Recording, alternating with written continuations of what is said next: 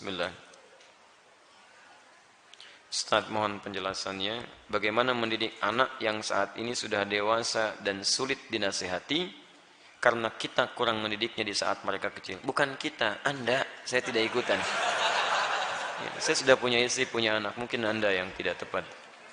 Apakah kalau anak-anak kita, anak Anda sudah menikah, juga masih mempunyai tanggung jawab untuk mendidiknya? Dua pertanyaan. Pertama, ada orang tua yang merasa sulit untuk mendidik anak, memberikan nasihat saat dia dewasa. Coba istighfar dulu.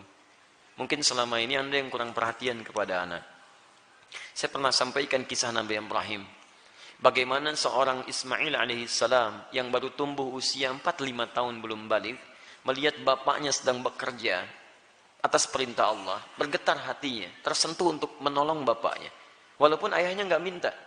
Quran surah kedua Al-Baqarah ayat 127. Posisi paling kiri sebelah atas. Wa idh yarfa'u Ibrahimul qawa'ida minal baiti wa Ismail. Perhatikan, saya ajarkan sedikit bahasa Arab. Dalam uslub bahasa Arab, ungkapan bahasa Arab, kalau ada dua subjek mengerjakan satu pekerjaan, subjeknya disebutkan langsung di depan. Maka ini menunjukkan porsi pekerjaannya sama, sebanding. Tapi kalau ada satu disebutkan di depan, yang kedua diakhirkan, ini menunjukkan bahwa yang kedua ini sekedar membantu yang pertama saja. Tidak sebanding porsinya. Paham sampai sini? Sekarang perhatikan baik-baik. Wa idh yarfa'u Ibrahimul qawa'id. Ibrahim disebutkan. Dan ingatlah ketika Ibrahim diperintahkan oleh Allah meninggikan kembali bangunan Ka'bah yang sempat terkena banjir di masa Nabi Nuh alaihissalam. Wa Ismail dan Ismail. Ismailnya diakhirkan. Padahal Allah bisa berfirman begini misalnya di luar Quran. Wa idh yarfa'u Ibrahimu wa Ismailul qawa'id. Kalau Ibrahim dan Ismail dua-duanya seimbang. Tapi ini Ibrahim, qawa'id, baru Ismail. Ini menunjukkan Ismail ingin membantu bapaknya. Tahukah Anda, saat ayat itu disampaikan kisah kepada kita, ingin mengisahkan bagaimana seorang Ibrahim alaihissalam menerima tugas meninggikan bangunan Ka'bah, dikerjakan dengan segera. Tapak pertamanya disebut dengan maqam. Sampai sekarang tapak itu dikenal dengan maqam Ibrahim. Saat akan membangunnya, kadarullah meninggikannya, kadarullah anaknya datang, melihat bapaknya bekerja, dia ingin menolongnya. Perhatikan, bukan dinasehati, bukan diminta, tapi anak tergerak untuk menolong bapaknya. Datang anaknya bawa batu. Batu bahasa Arabnya disebut dengan hajar. Kalau disusun-susun menjadi hijr. Kalau jadi bangunan disebut hujrah. Kalau jadi ruangan kamar-kamar disebut dengan hujurat. Maka dia mulai membantu bapaknya. Kalau bahasa kita, boleh nggak saya bantu? Dia bawa hajar, dia susun-susun. Begitu dia susun jadi bagian dari Ka'bah. Sampai sekarang disebut dengan hijr Ismail. Hijr Ismail itu area dalam Ka'bah. Dan kalau kita sholat di dalamnya, itu termasuk sholat di dalam Ka'bah. Di dulu pada zamannya awal-awal masa Quraisy terjadi kebakaran, menimpa kemudian Ka'bah, ada kerusakan, mereka ingin memperbaiki.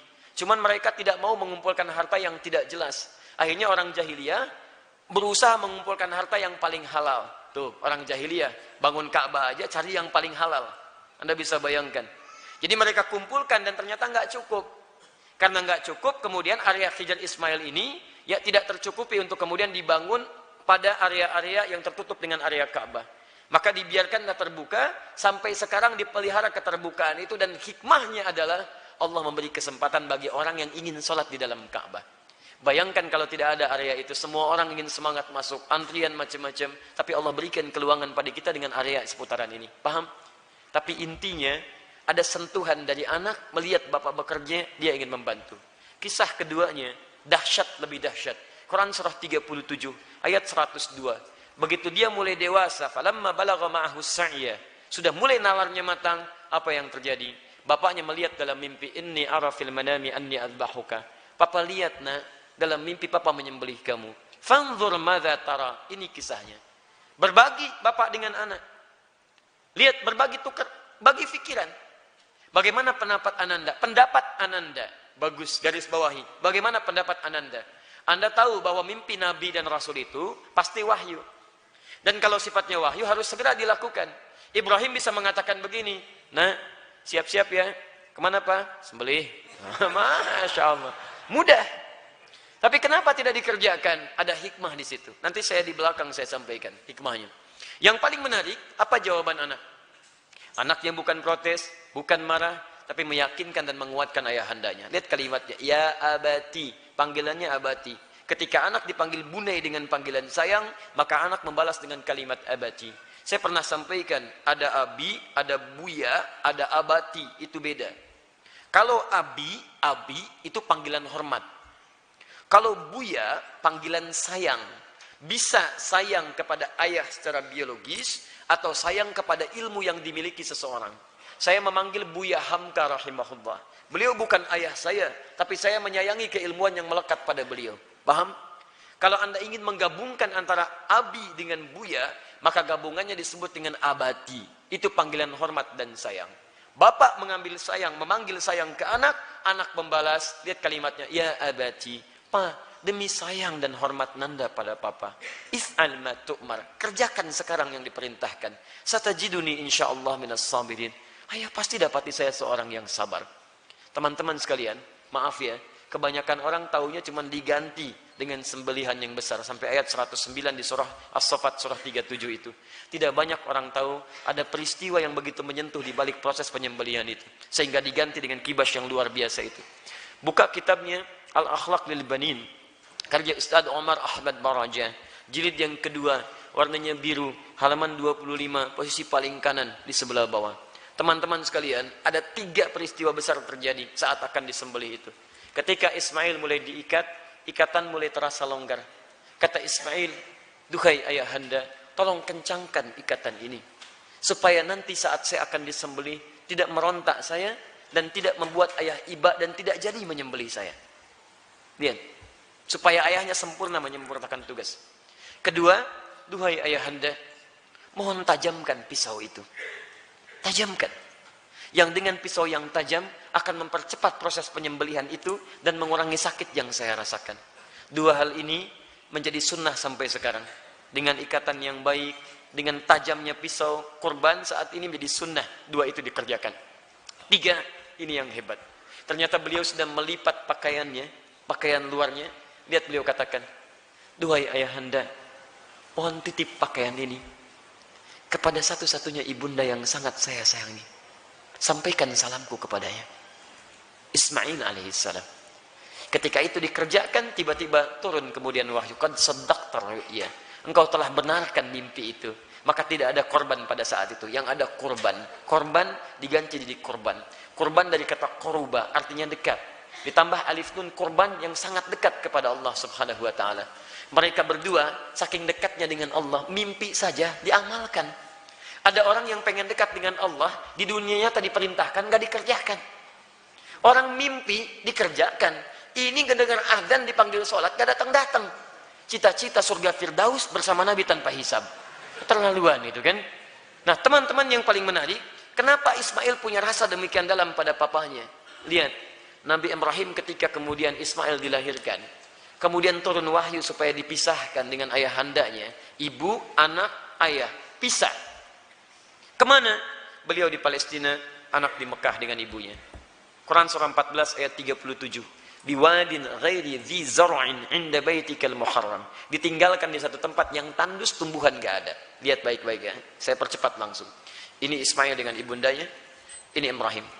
Di balik jarak yang jauh, Nabi, Rasul punya tugas mencari nafkah, punya macam-macam, tapi beliau masih menyempatkan waktu untuk menengok perkembangan anaknya.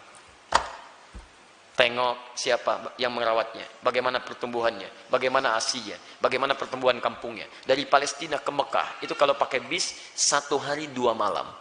Tengok, makanya disebut Ibrahim, sang penyeberang. Makanya disebut Ibrahim, diambil dari serapan bahasa Arab Abun Rahim. Yang paling hebat, kenapa itu bisa terjadi dan bagaimana feedbacknya kepada kita semua, kita lanjutkan setelah menunaikan salat isya berjamaah. Kita coba lanjutkan, pemirsa dimanapun Anda berada.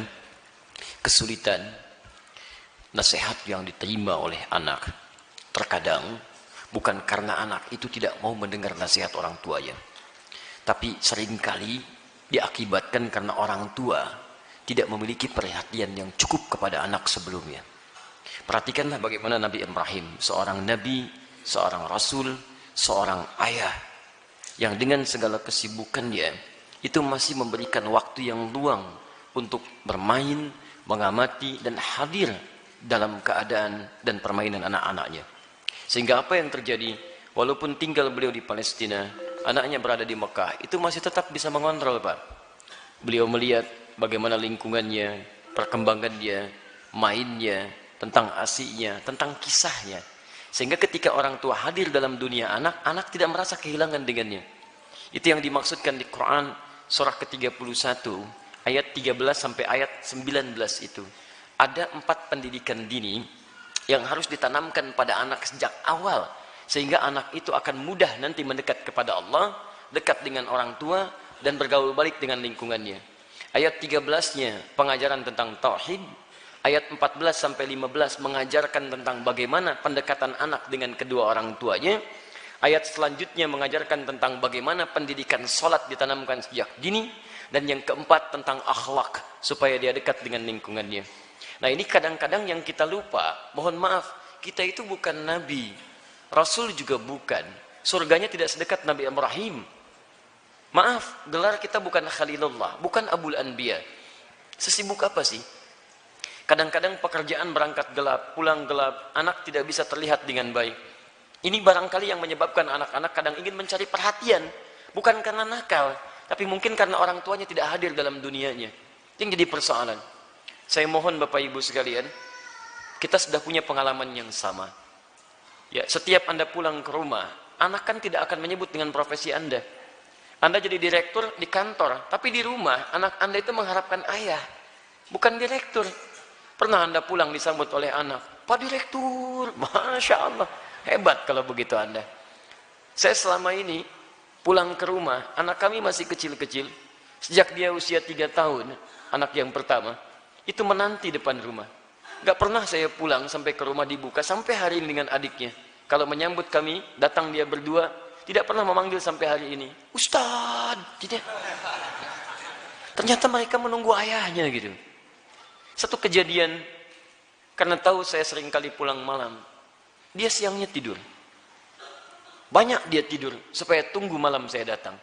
Ternyata kadang ingin menampilkan sesuatu. Ingin menyampaikan pesan tertentu. Kadang ingin menyampaikan pesan bahwa saya sudah menghafal surat 8 jam tunggu-tunggu itu. Antum juga begitu. Anak antum mungkin menyiapkan karya, macam-macam. Cuman ketika pulang, beban pekerjaan Anda yang di luar itu kadang dibawa ke rumah. Itu yang membuat kita tidak adil. Itu yang repot. Kadang-kadang masalah di kantor dibawa ke rumah. Nyampe ke rumah anak sudah menunggu. Sudah menyusun senyum sebaik mungkin, ketika dibuka ayahnya cemberut. Papa, diam kamu. Hah? Kenapa mas? Kamu lagi ikut-ikutan. Ikut apa? Jadi nggak nyaman situasinya.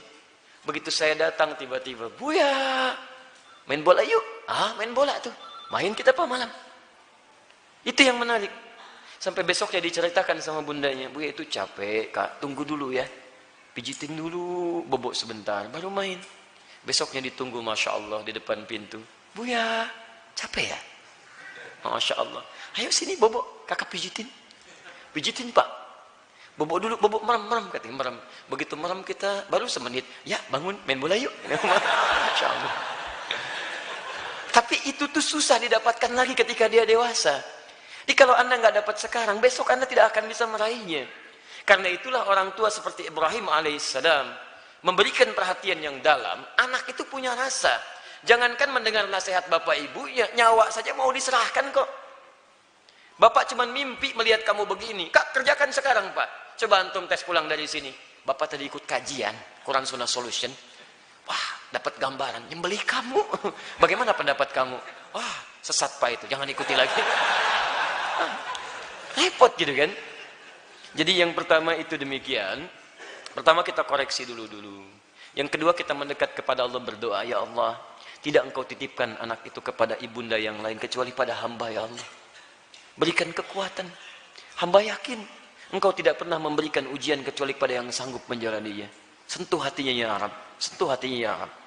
Ingat ketika seseorang telah menikah pun, kewajiban untuk memberikan nafkah berhenti memang.